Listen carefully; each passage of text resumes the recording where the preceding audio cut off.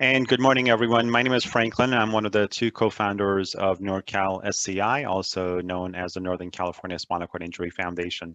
Welcome to today's presentation on the use of electrical stimulation for pain and hypersensitivity management. So before we get started with our presenter, Jennifer, let me go through a couple of housekeeping items.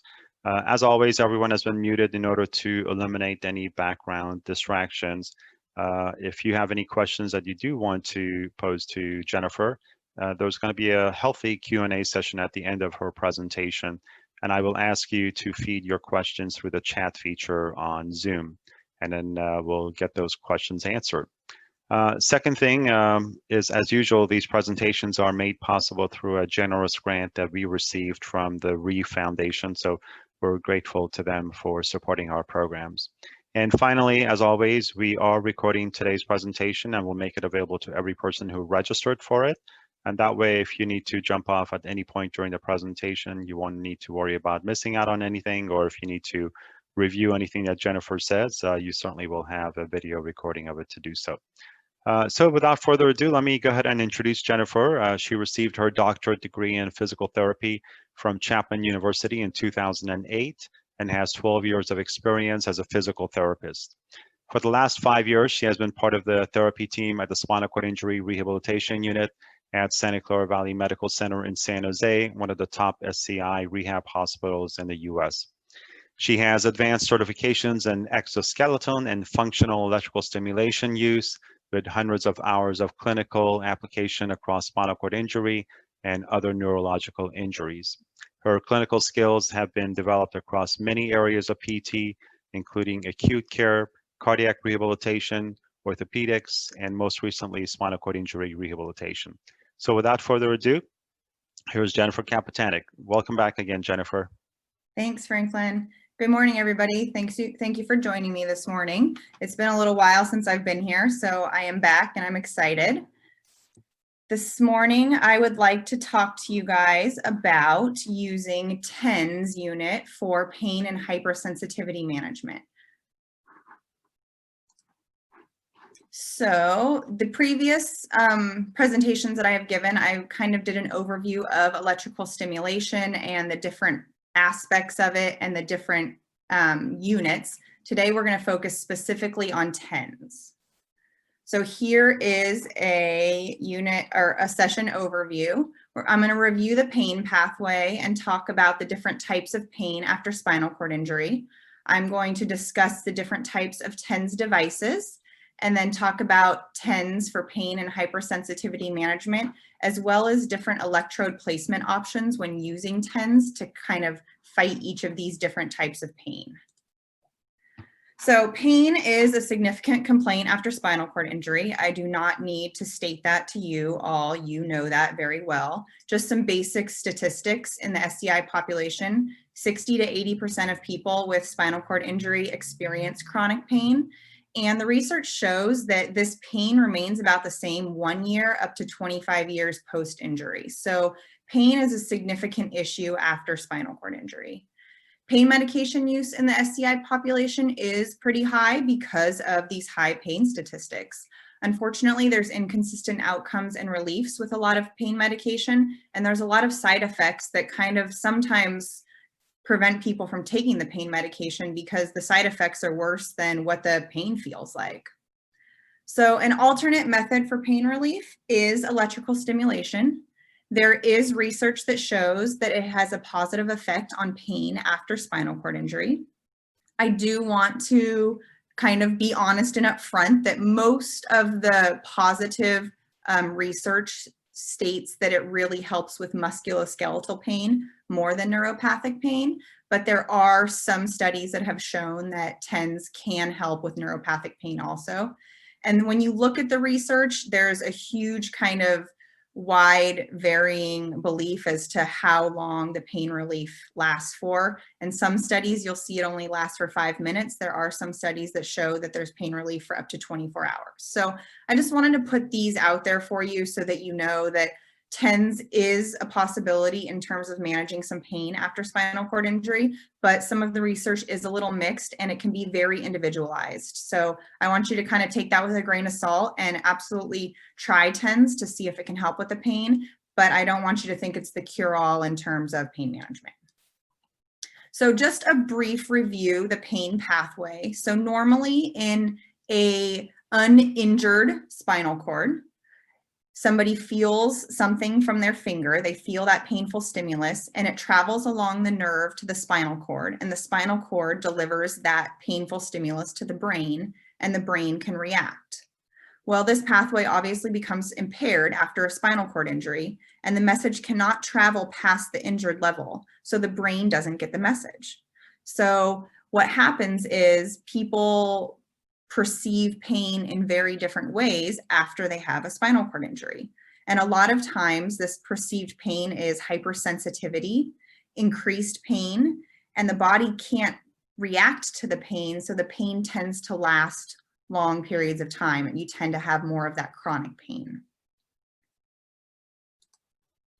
So there's two types of pain generally that the body feels. There's musculoskeletal pain and there's neuropathic pain. First, musculoskeletal pain usually occurs after spinal cord injury. It occurs, there's impairments in the muscle, the bone, or the joint due to spasm, injury, overuse, or strain. So what does this pain feel like? This is pain with specific movements. This is achiness, this is soreness. After spinal cord injury, common areas include the shoulders, the neck, the back. These body parts start to break down because they're being overused, they're being used differently, or they're not being used at all. If you think about propelling a wheelchair, a manual wheelchair, the shoulders take a big brunt of that work and they're not used to that much work. Seated posture changes after spinal cord injury, so that can cause significant pain. Transfers and the overuse of arms and core, if the core is intact, really can cause pain. So that's the musculoskeletal component of pain. There's also the neuropathic component of pain after spinal cord injury. And this is the abnormal communication between the nerves and the brain. This pain feels more like burning, stabbing, tingling sensations. This feels like that hypersensitivity when somebody touches you and it makes you want to jump. And it's usually felt at or below the level of the spinal cord damage. This pain is a direct result from the spinal cord or nerve damage. So how does electrical stimulation help with this pain and hypersensitivity? Well, there's two different theories. The first theory is that the electrical impulses that a TENS unit can send block or reduce the pain signals traveling to the brain. So this theory generally helps with the neuropathic pain. The other theory that's in the research is that the electrical impulses encourage the body to produce more endorphins. And endorphins in the body are natural pain relievers. This idea and theory is the concept behind the treatment of the musculoskeletal pain. So the same TENS unit has two different theories behind it in terms of why it treats either the neuropathic pain or the musculoskeletal pain. So TENS, transcutaneous electrical nerve stimulation, sends that superficial electrical impulse through the skin and it goes directly to the sensory nerve. So on the screen, you have two pictures, which are a little bit confusing, but I just wanted to put them up here to show you. The top picture is showing that the top picture is showing the TENS blocking the signal to the spinal cord in the brain. And the bottom picture is showing the release of the endorphins from the TENS unit. So I just wanted to put these up quickly. In my previous presentations, I did talk about some of the instances when it's not safe to use electrical stimulation. So I just wanted to throw these back up on the screen really quickly.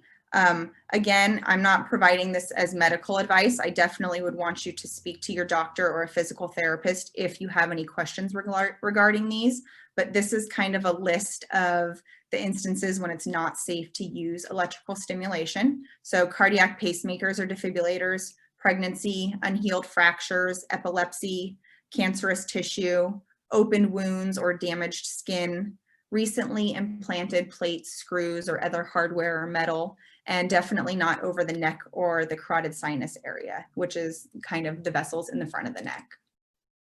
Also, if you have these kind of issues, you would definitely want to consult a physician prior to use. So severe spasticity, heterotrophic ossification, which is that bone growth generally in the joints after spinal cord injury, sometimes in the hips or the shoulders, severe osteoporosis, joint contractures, cardiac or respiratory instability, and then active infections. So let's move on to talk about the different TENS units. So there's generally two types of TENS units. There's the conventional unit that you see here, and then the pre-programmed unit that I have pictures of. I'm not endorsing any specific unit, and I want to let you know that there are hundreds of units on the market. But what I want to let you know is that there's two categories that you'll generally find if you're looking for a TENS unit. And so I'm going to talk about the two and kind of the pros and cons of each, so you can better make a decision as to what would benefit you the most and would be easiest for you to use at home. So first, I'm going to talk about the conventional TENS unit. Here's a picture of it. Conventional TENS units, if you ask me, they look more old school. They're not as fancy. They definitely are the older versions of TENS, but there's definitely some benefits to them. They allow for more adjustments to be made, but it does require some knowledge of TENS, or you have to just read the manual that comes with it. So the adjustments that can be made can definitely improve the outcomes that you receive from and the pain kind of management that you get from the unit, but you do have to understand some of the settings a little bit better. So I'm going to briefly discuss some of the settings so that you have a general idea of what to look for. So here's two different types of TENS units that you may find. I think these were both available on Amazon. You do not need a physician's referral for a TENS unit. You can just purchase one over the counter. So if you're buying a conventional TENS unit, there's three basic modes that come on the unit. So there's a constant mode, a burst mode, and a modulation mode. So what I want you to kind of just understand from these is using a different mode could change kind of the pain relief that you're getting from the TENS unit. So the constant is going to give you continuous stimulation. If it's on the constant mode, you're going to have that electrical stimulation for as long as you have the program running on the TENS unit. Burst allows for a burst of the stimulation followed by a period of no stimulation. So you get some of that stimulation and then it turns off, and then it cycles back on again and cycles back off. So it gives you rest periods. And then modulation mode is a cyclic stimulation. So it turns off and on, and the amplitude varies. So it's not always the same amplitude. It's not always strong. It kind of goes up and down. The other adjustable settings that you may find on a conventional TENS unit are the amplitude, and the amplitude is the intensity of the shock, so how strong it is. The pulse rate or the pulse frequency is how many pulses per second you're getting. The pulse duration is the length or the depth of the pulse. So how deep that impulse, that electrical impulse goes into your body. And then the time duration, how long are you going to run the program for? So there's kind of pictures on the screen here to explain each of these. If you buy a TENS unit, a conventional TENS unit, I definitely recommend looking into the booklet that comes with it, because it can explain these a little bit more and help you kind of understand what you're looking for in terms of how to get the best results. This is a little overwhelming, but I just wanted to put it up here for you. I'm not going to read through the whole chart, but I'm hoping that you can kind of refer back to this chart if you do go for a conventional TENS unit. The one thing that I kind of just want to talk about are the advantages and disadvantages of each of the modes that I had just discussed. Excuse me. So the constant mode, I want you to understand, I have kind of darkened the advantages and disadvantages in the middle of the chart here. So a constant mode definitely produces a quick pain relief. It's a very comfortable mode and it can be used for longer sessions. So You can use it for 30 to 60 minutes at a time, and it will produce that pain relief pretty quickly. Unfortunately, the disadvantages of it are that they're short carryover, meaning that when you turn the device off, that pain relief that you had while the device was on may disappear. And adaptation can occur, meaning the nerve and your body can get used to that because it's such a constant mode that it may not then react to the TENS anymore, and you may not get that pain relief. The burst mode has a longer carryover, so you're not gonna, the effects of the TENS may not disappear right away. You may have that pain relief after you turn that device off for a longer period of time. And it can slightly decrease the nerve adaptation. So the nerve might not get used to that electrical impulse, so it will respond better and the pain will decrease. Some disadvantages to this are that that it may be more uncomfortable. A lot of times it's a higher intensity and a higher pulse duration, which causes more discomfort with each electrical impulse that's sent. And sometimes the pain relief is delayed for 2 to 30 minutes. So you may not have the pain relief while the device is on, but when you're using the burst mode, 30 minutes later, you may feel the pain relief. Because this is a more intense mode, it can only be used for shorter sessions. So you don't want to use this for, 60 minutes at a time. You may want to use it for 10 or 20 minutes to see how your body reacts. And then the third mode, the modulation mode, this one again is where everything kind of constantly is varied. So this decreases nerve adaptation. So the nerve doesn't necessarily get used to this mode because things are constantly changing. So the nerve will respond better and you may see better pain relief when you're using the device.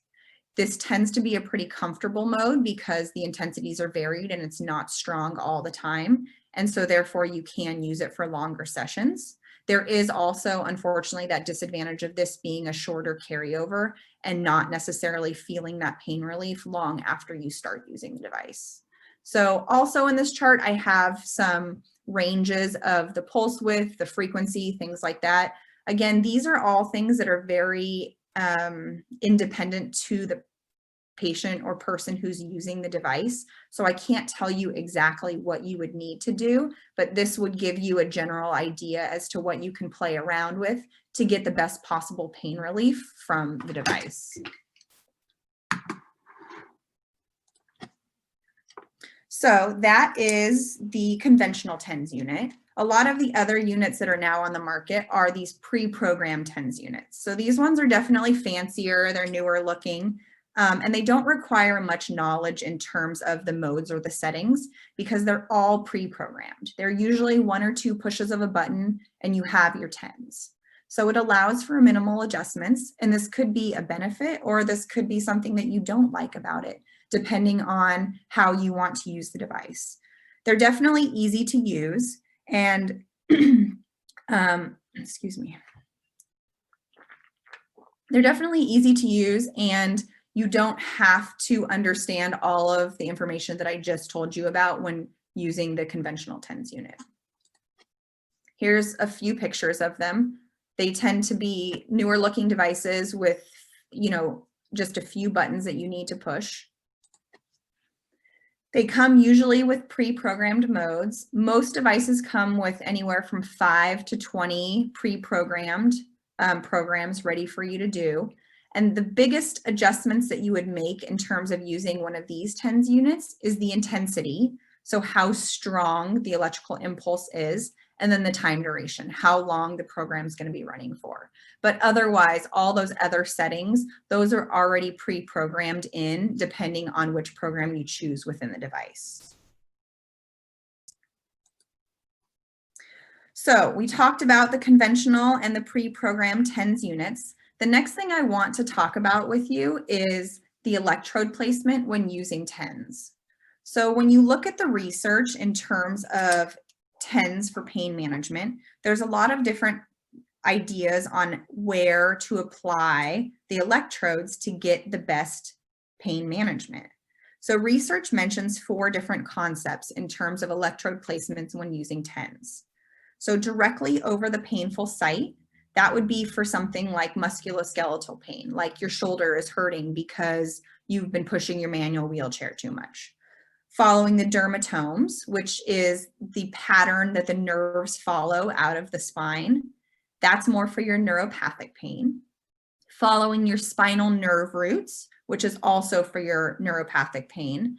And then there's also some research that talks about following the meridians and acupuncture points out of the Chinese medicine. So all of these different electrode placements are talked about in the research. I'm going to kind of go through each one, some more than others, and show you some different electrode placements that maybe can help with some of the pain that you're having. So just a brief review, safe electrode use. 2 electrodes should be used for each channel on your electrical stimulation device. So most TENS units come with either 1 or 2 channels.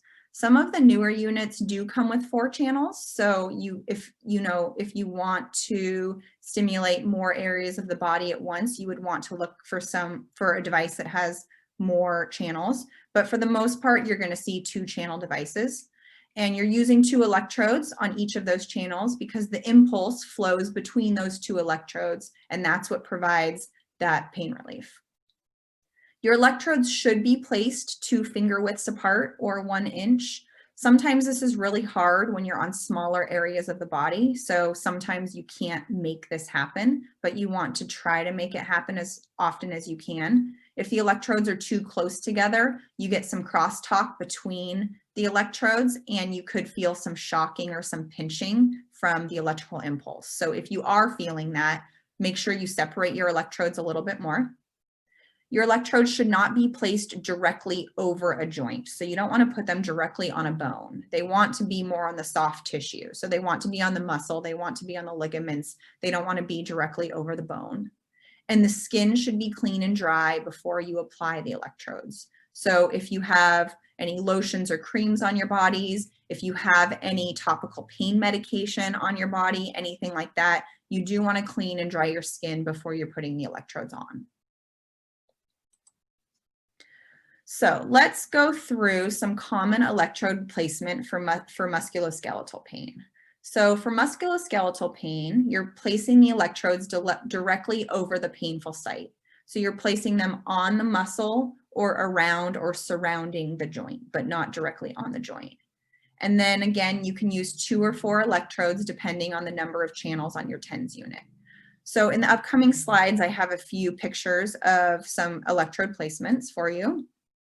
So I kind of went through and picked some common areas of musculoskeletal pain after spinal cord injury. So we'll talk through some of these. What I want you to know is that these aren't the only places that you can put these electrodes. These are not the only size electrodes you can use. These are just some examples so you have a good idea.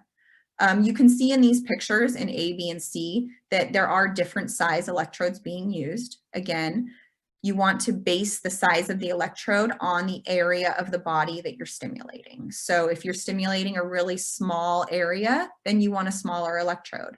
On the back, on the lumbar spine, you can use the smaller electrodes or the bigger electrodes, depending on what you want.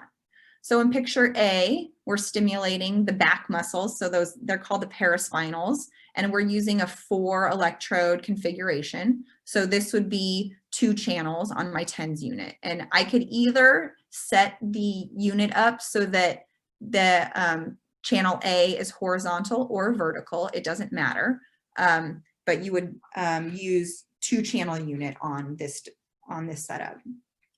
In picture B, if you only have a unit that has 1 channel, then here's an option. You can just stimulate one side of the back muscles at a time. And then in picture C, we're stimulating both sides of the back muscles, but we're using larger electrodes. So again, you only need 1 channel there. So you don't need a 2-channel or a 4-channel system. You can absolutely use a 1-channel system if you want to. Having more channels just gives you greater options in terms of electrode placements and stimulating different areas of the body at the same time. So other areas where there tends to be significant pain after spinal cord injury is the shoulder, the neck, and the shoulder blade area. So these areas are definitely overused and they're impaired with different sitting postures than you normally would have. So a lot of musculoskeletal pain kind of builds up here. So in the first picture in A, we have kind of an upper and middle trapezius. So kind of that big bulky muscle at the base of your neck that kind of attaches to the shoulder. Again, I have 2 by 3.5 electrodes on this individual here in picture A. You can use smaller electrodes if you want to. If you are a larger individual and you have more bulk there, you can use bigger electrodes. In B, I have small electrodes right at the base of the neck. So in terms of those muscles that kind of help to support and prop your head up, a lot of those get overused with a lot of sitting postures in chairs. So this can help to kind of give some pain relief to those deeper muscles of the neck. And then in picture C, you see the electrodes kind of surrounding the scapula or the shoulder blade. So this is, again, another area that tends to have a lot of pain and overuse. So you can use this again is the 2 by 3.5 electrodes, but you could use smaller ones or you can use larger ones depending on your body size.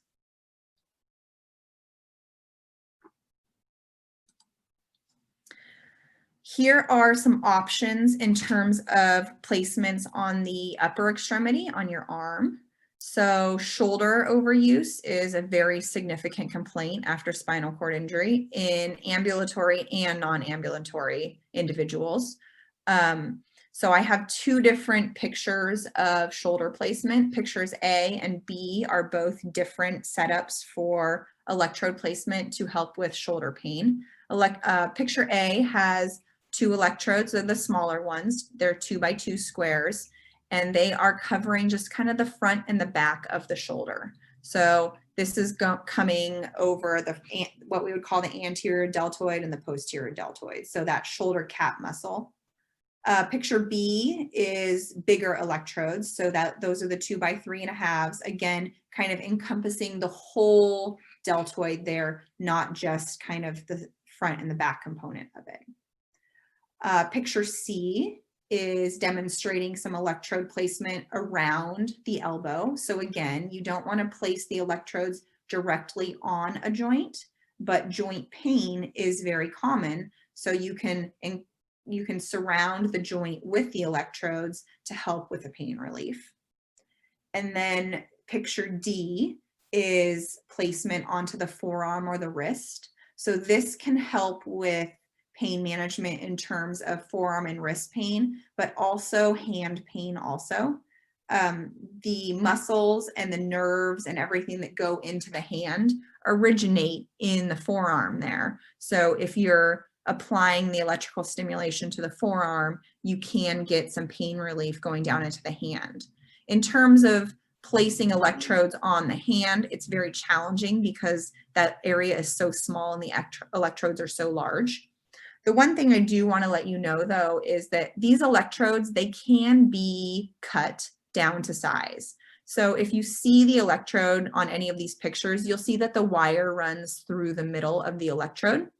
You never want to cut through the wire, obviously, but the other material around the wire, you can cut. So if you're trying to stimulate a smaller area of the body, you can trim your electrodes down to size to fit better in that area that you're trying to stimulate.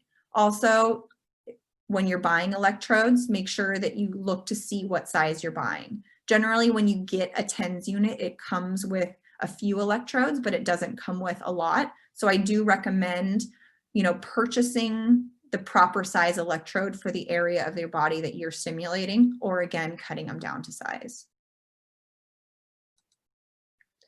Here are some pictures of lower extremity electrode placement. So picture A is around the ankle. So it's getting more of that, lower ankle, even foot pain. Picture B is on the shin. So it's on what we would call tibialis anterior, that muscle that runs on the front of the shin. So a lot of people get pain and overuse here, especially if they are, pre-ambulators or ambulators, people who are starting to walk, incomplete injuries. you start to have a lot of pain in this lower leg area. So these are good placements for incomplete injuries who are initiating some standing or initiating some walking, things like that. Picture C shows a 4 electrode placement around the knee.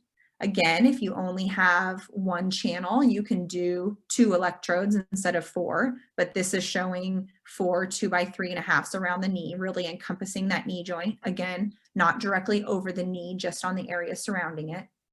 And then picture D is showing the calf, and that is 2 by 3.5 on there also. The calf muscle tends to be very uncomfortable again in a lot of people who are incomplete, but also a lot of complete injuries do complain of that distal, that far away pain from their spine down there in their lower leg and their foot. So this could be some pain relief there.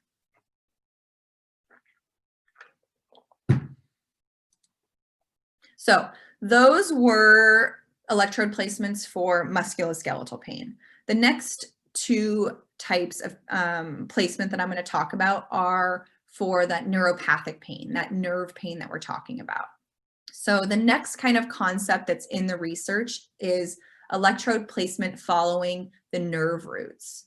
So each level of your spinal cord, your C1, your T1, your T7, your L2, has nerves that come out of each of those areas. So this idea is that you can apply the stimulation directly over that painful site of the spinal cord damage. So if you had a C7 spinal cord injury and you're starting and you have pain, then you can place these electrodes at that nerve root, at that vertebral level where that spinal nerve exits the spinal cord.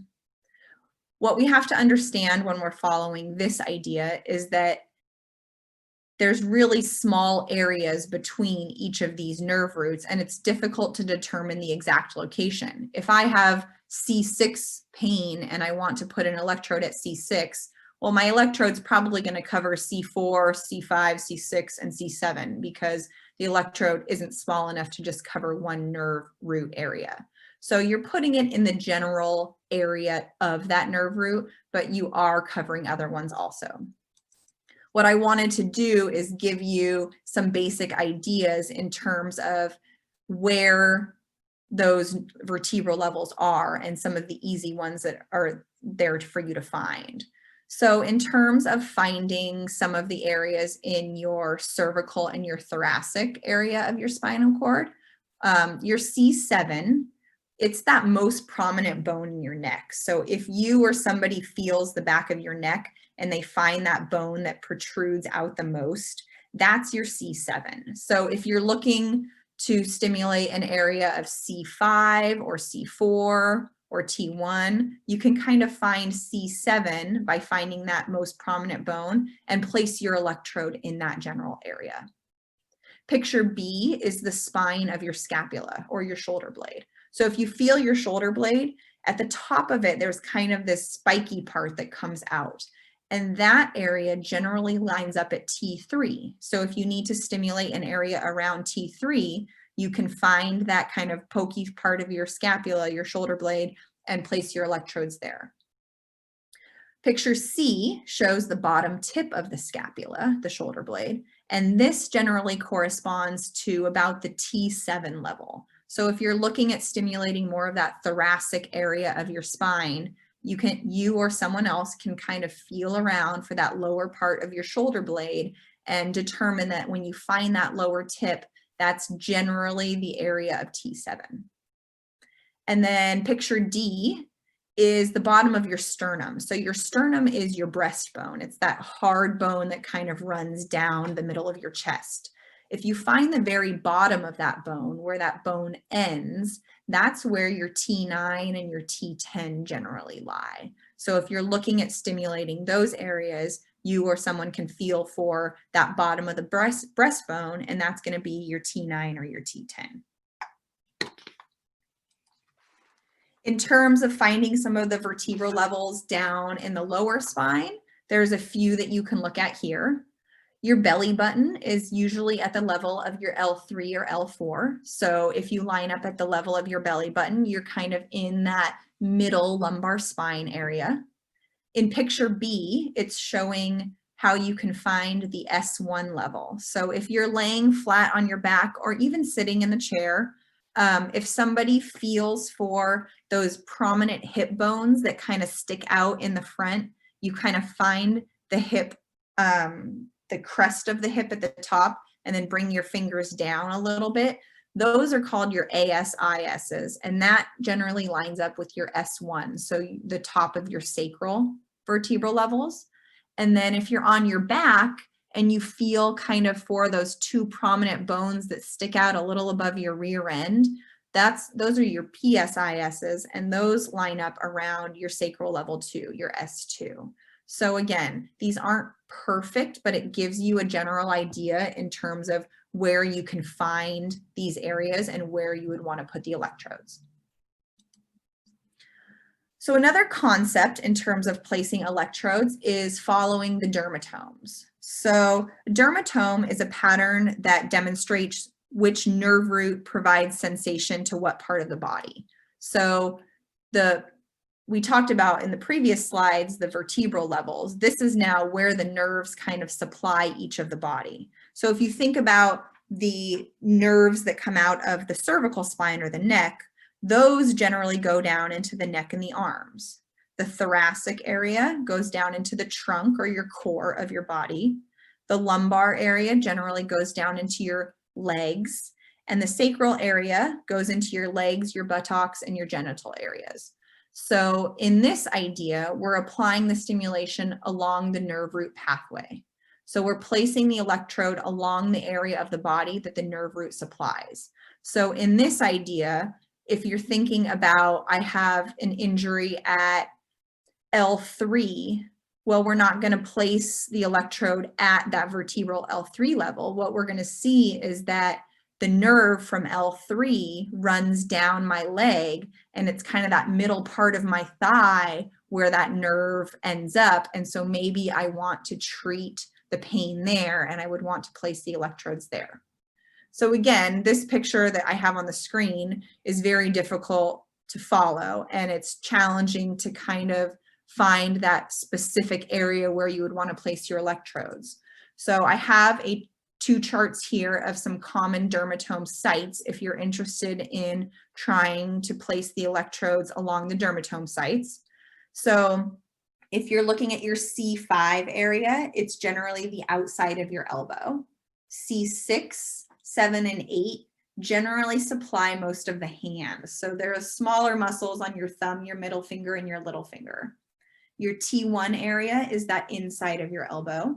T2 is kind of in the armpit area, and T4 generally lines up to the nipple line. In terms of looking at kind of the lower thoracic and the lumbar levels of the common dermatome sites, T10 is your belly button area. L1 lines up to your groin area. L2 is the inside of your thigh. L3 is a little bit lower at the inside of your knee. L4 is even lower at the inside of your ankle. And then L5 is kind of that web on the top of your foot between your big and your second toe. So again, smaller muscles, smaller electrodes would be needed. And then S1 is that outside of the heel. So these kind of can help guide you if you're thinking about following the dermatome theory in terms of where to put your electrodes based on that level of injury and pain that you may be having. The final theory or the final idea in electrode placement in the research is following the meridians and the acupuncture points. I will be very honest with you. This is something that I don't know much about because I haven't really followed this in terms of my treatment or my practice, but I did want to put it out there because I know a lot of individuals do seek acupuncture, and there is a lot of research behind some of these Chinese medicine concepts in terms of following the meridians and acupuncture points and pain relief after spinal cord injury. So in this idea, you would apply the stimulation, apply the electrodes along the meridians, and you can focus on common acupuncture points along each meridian. So I do have a picture up here of the different meridians.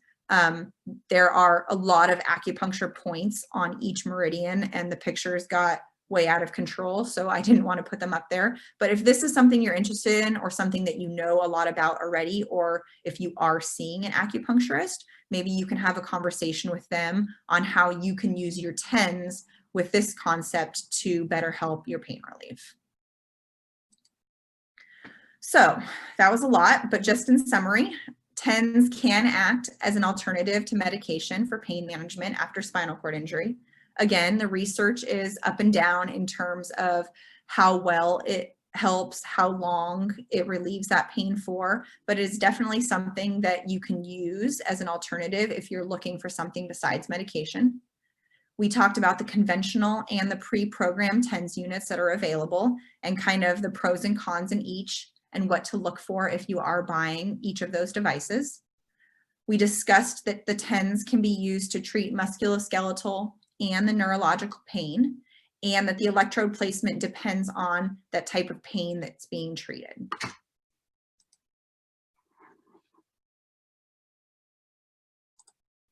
All right, that's what I got for you. Very good. Thanks, Jennifer. You're welcome. Okay, everyone, just keep feeding me your questions, and we'll ask Jennifer one at a time. So, this first question, the person while you were giving your presentation was on the web looking for TENS units, and they noticed that there were some TENS units from $30 all the way to $100. And you always have that question of, well, which one should I get? And as you mentioned at the top of your presentation, there are dozens and dozens of TENS units on the marketplace. So what kind of advice can you give people on what to look for specifically in picking out the best units? It's a great question. It's the most expensive one, the one that they should get? Right. Not really, not always. It's a question we get all the time, and just because the price is high doesn't mean that you're getting something a lot better. So definitely be aware of that. TENS units can run from $30 to $400. So I've seen a huge price range. A lot of times the conventional TENS units, the older looking ones that I was kind of talking about, do tend to run on the cheaper side. And then those pre-programmed tend to be the higher price, but not always. Something that I would say to definitely look for if you're looking to purchase a TENS unit is how many channels you want. So if you're looking to just stimulate one area of your body and the TENS unit only has one channel, a lot of times that is going to be one of your cheaper options. If you're getting to the 2 and 4 channels in the TENS units, that tends to raise the price because you can use the unit on more areas of your body at once. The other thing that you want to look for is the intensity, how high the intensity goes on the unit. So intensity is kind of the impulse, the strength of the impulse that is going into your body. And some units cap out at like 40 to 50 milliamps of intensity, which isn't very high. So you would want to, if you could, try to find something that has an intensity up to like 80, and that would give you kind of that bigger range of stimulation to help with the pain management. You know, a lot of the newer units come with a lot of accessories. You get the bag, you get, you know, the carrying case, you get all that stuff, and you pay for that stuff, right? So be aware of that. And if you don't need that kind of stuff, then don't get something like that because you are paying for all those extras. Do be aware though that most units send you like 2 or 3 packs of electrodes. So you will have to purchase more electrodes. And again, based on where you'd be using this on your body, I recommend really looking into the size so that you know you're getting the right size for the area that you're stimulating.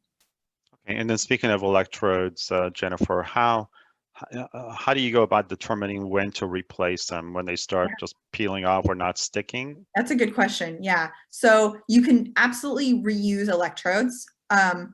Somebody who's really hairy isn't going to be able to use them as long as somebody who doesn't have as much body hair, or if you do have lotion on your skin, they're going to wear out faster. But if they aren't sticking anymore, you absolutely want to get rid of them. Also, as they get older, they start to yellow a little bit. So if you're starting to notice that they're yellowing or the corners are starting to turn up, you're not getting a good kind of placement on the skin anymore, and you are risking kind of some funny feelings from the stimulation.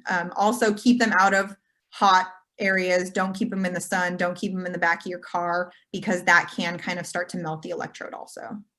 So if the individual is hairy, would you suggest that they sort of shave the area that they want to apply the electrodes on? I would, but a lot of people wouldn't want to do that. But yes, I mean, if you're putting the electrode directly on skin with nothing interfering in between it, you're going to get the best kind of transfer of that electrical impulse. So yes, if you do have an area where you have a lot of skin and you really are looking to get some good pain relief, it would benefit you tremendously to shave that area. Okay. All right. Are regular TENS sessions required to feel a benefit, or do patients get benefits from single occasion? I know that varies from one person to another. What's been your experience? It does vary. At what point should you say, okay, this is not working? Yeah, it does vary. And so in the research, some people say that you only get the benefit from the TENS while you're using the TENS. Some of the research shows that carryover effect of after you take the TENS unit off, you still get the pain benefit, the pain relief benefit. So a lot of times when you put a TENS unit on somebody and they use it for only one session, they may say, oh, I do feel a little bit better. But then when you take that stimulation away from them, the pain may come back right away. Whereas some people who use them over time and use them for multiple sessions a day, multiple days a week, sometimes those people do report that they do start to have that carryover effect of that pain relief, and they do have, you know, that decreased pain even after they take the unit off. I do have to say though that it's totally individual in terms of how your body reacts to this in terms of pain management. Of all the electrical stimulation kind of that we use, the TENS is kind of the most up and down in terms of how people react to it, because it really depends on your body, your spinal cord injury specifically, and kind of the impairments that you have. Okay. How do you determine the ideal length of time to use a TENS unit? I know with the programmable ones, they probably come with predefined Yeah. times, perhaps. But with the other one, how do you determine, other than your skin being, beat red? Yeah. So it's a really good question. So anytime you're starting to use electrical stimulation, you really want to make sure that your body can tolerate it. So even if you're using a pre-programmed and it starts the program for 30 minutes, I would say don't turn it on for 30 minutes right away. You want to make sure that your body's reacting to it appropriately. So I would say, if you're starting to use TENS for the first time ever, start with 5 minutes. And I know that seems silly because it's such a short amount of time, but you want to make sure that your body's reacting okay to it, that your skin is reacting okay to it, and then you can slowly ramp up from there. On the pre-programmed units, a lot of them have programs that go anywhere from 10 to usually 60 minutes, and you can kind of set it based on that. On the more conventional units, you can set the program usually by minute. So you can set it for a minute increments all the way up to 60 usually. And if you're using the conventional devices, be aware again that depending on what mode you're in, the amount of time that you have it on should be changed. So if you're in that constant mode, you can have it on for a long time. But if you're in that burst mode, which are applying big bursts of stim followed by kind of an off period and then big bursts of stim again, you don't want it on for as long. So usually that's going to be like your 10 or 20 minute treatment options. Whereas if you're in one of the constant or the modulation modes, then you can keep it on for, the 30 to 60 minutes. But anytime you're using something like this, I do recommend starting slowly and slowly ramping up to make sure that your body is adapting appropriately. So how would you determine which route to go, the big bursts or just sort of steady stream for a longer period of time? What is ideal? That's a good question. I think, the steady stream for a long period of time is more comfortable, and it does okay with some of the acute pain. But if you're dealing with more chronic pain, a lot of time that burst-like pain or that burst-like electrical stimulation is what kind of helps to decrease that pain. So if you're dealing with chronic pain and you want to go into that burst mode, but you're kind of freaked out because you don't know what it's going to feel like, you can always start in that constant mode and kind of let your body get used to it and, see if you're reacting appropriately. And then you can move into another mode and you can kind of test out the waters in terms of that burst mode and see if that can help with some of the pain relief. A lot of it is trial and error, and a lot of it, again, is specific to each person. So there is a lot of playing around with it. And I would say if you're having trouble using the device and getting any relief from it, physical therapists, this is what we do. So if you are seeing a physical therapist or you have access to one who can kind of help you problem solve through that, that would be an ideal way to go. Okay, so how would you determine the impulse rate sort of right from the get-go if you're using the basic TINS model? Yeah, so on the chart that I have, there are ranges kind of for each of those settings. And I would definitely recommend starting on the lower side of those ranges, and then you can ramp them up. If you're going to ramp them up over one session, I would say give yourself a few minutes kind of at that lower end of the range before you start cranking stuff up so that you can determine how your body's going to react. But, that chart has kind of ranges for each mode and each setting that you could place. And so start at the lower ranges and then work your way up. Okay, and you mentioned that you could use electrical stimulation several times in a day, right? Absolutely. Some people do 2 to 6 sessions of stim a day. Again, it totally depends on, how their body reacts.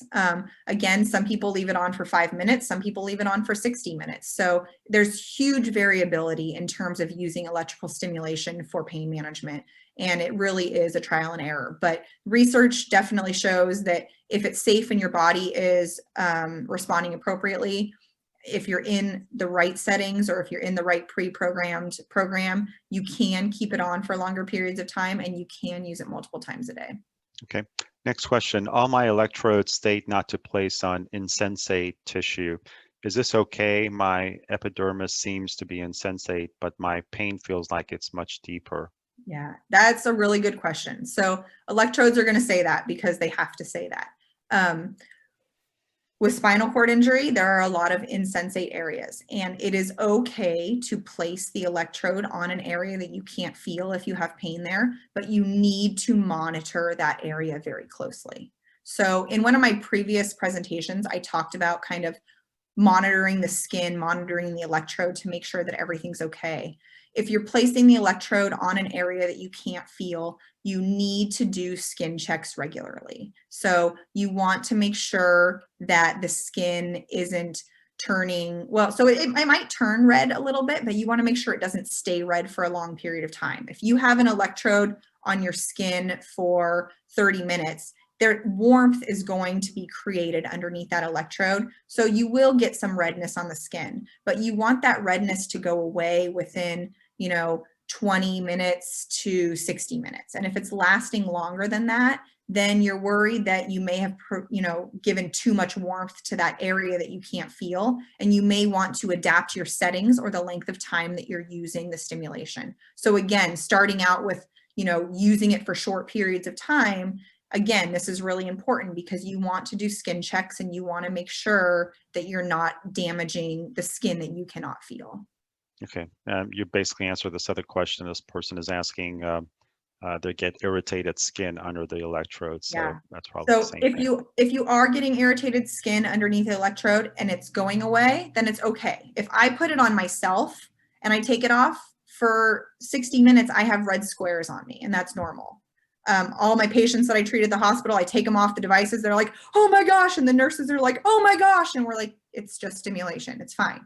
But if it's lasting for longer periods of time, that's when we're concerned that we may have done damage to the skin. So start short period of time, start with lower settings, make sure your skin's okay, and then ramp yourself up. You don't want to just go for it all at once because then you may end up with that irritated skin. The other thing that I can say in terms of irritated skin is if you have a really small electrode, sometimes that causes more heat because it's not being dispersed as much. So if you're getting a lot of if you're getting discomfort or you're getting a lot of redness or irritation, sometimes increasing the size of the electrode that you're using can actually decrease that irritation because the stimulation, the impulse is being dispersed over a greater area. So you're not kind of getting that redness as much. So that's something else to consider also.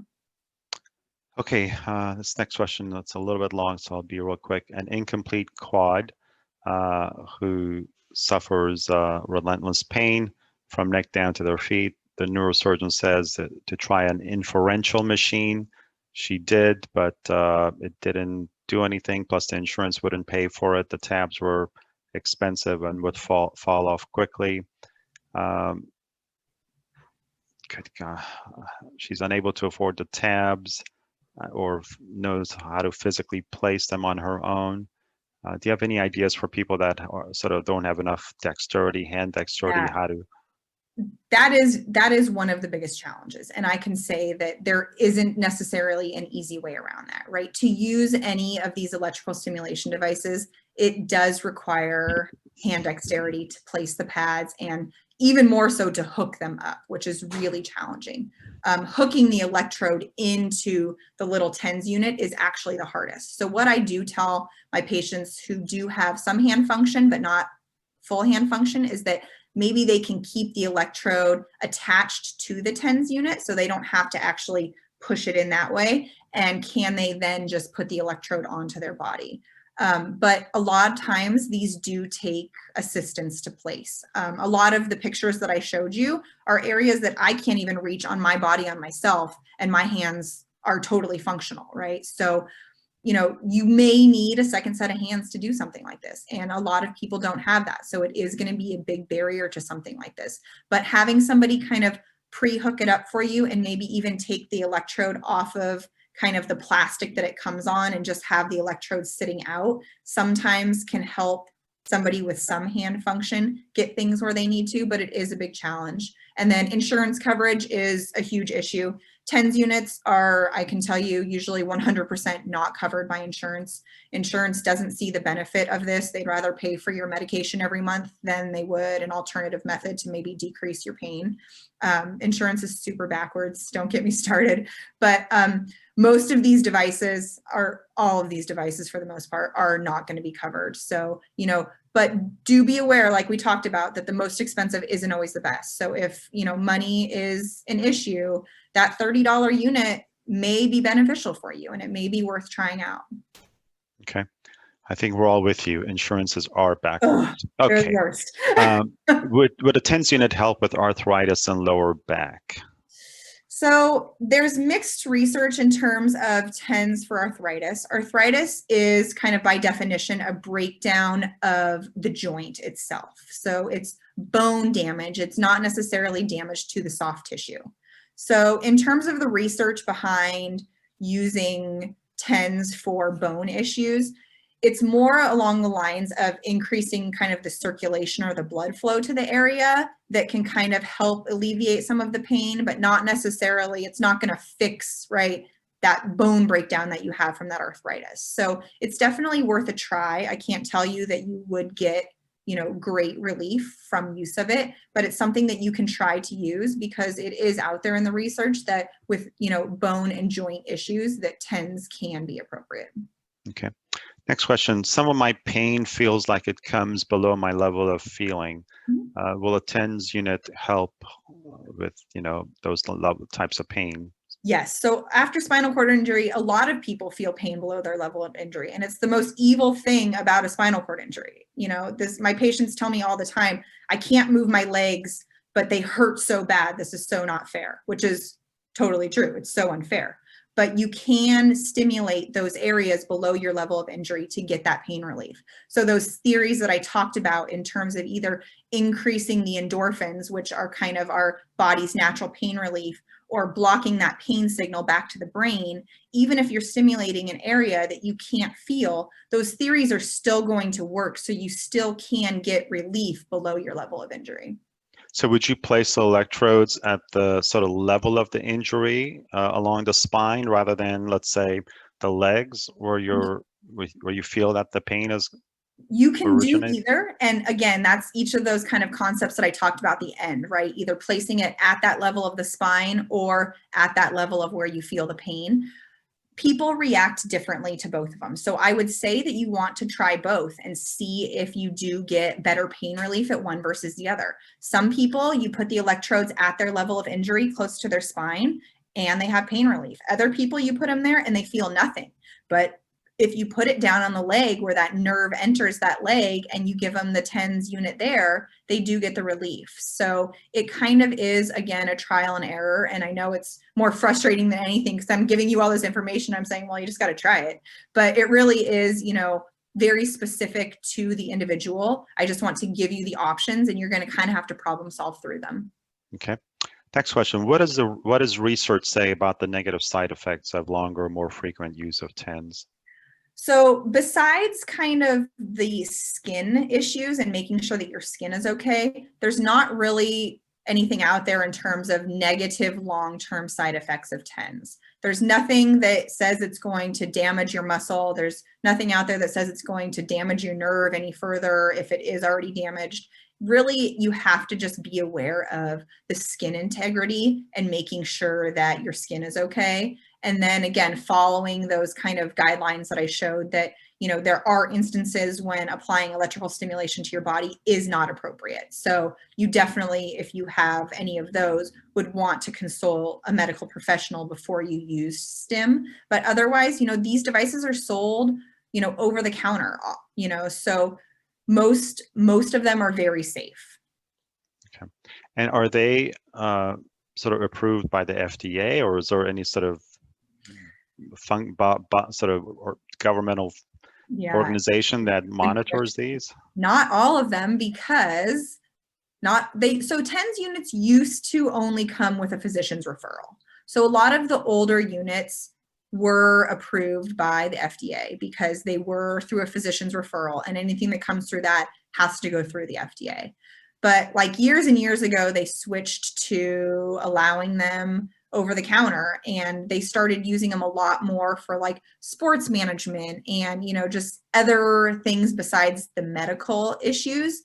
And they aren't all covered, or, you know, they all aren't overseen by the FDA. So you do have to, you know, be aware of what you're doing, and there are risks. But again, like I said, the biggest risk is the skin. Okay. Can a TENS unit help with leg spasms? That is a good question. So a TENS unit can't necessarily help with spasms because TENS is only applying a superficial impulse that's kind of blocking pain. My next presentation I'm going to talk about neuromuscular electrical stimulation, which is a unit that actually promotes muscle contraction. And that type of unit can help with spasms. So if you want to listen to me next time I talk, you can understand a little bit more about the other unit and how it can help with spasms. But a TENS unit itself will not. Okay. How can I use a TENS unit for finger function, basically, I guess, hand function? Yeah, so again, finger function, you're looking more at muscle contraction, right? So a TENS unit, again, is more sensory level. It's more pain management.